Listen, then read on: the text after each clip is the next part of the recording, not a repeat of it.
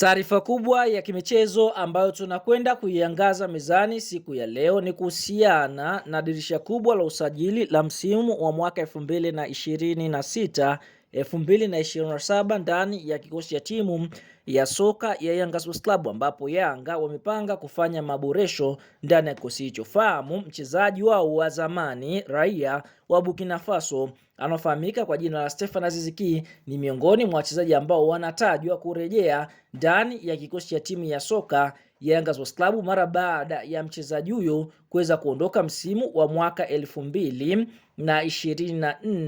2025 katika dirisha dogo la usajili na kujiunga na klabu ya soka ya Wydad Casablanca ya nchini Morocco. Lakini msimu uliomalizika tunaona katika dirisha dogo la usajili alikuwa akitumikia klabu ya soka ya Al Ittihad ya pale nchini Libya, lakini mambo hayakumwendea fair. Lakini ndio hivyo, kwa sasa Yanga wapo katika mazungumzo ya mwisho kuweza kumsajili Aziz Ki.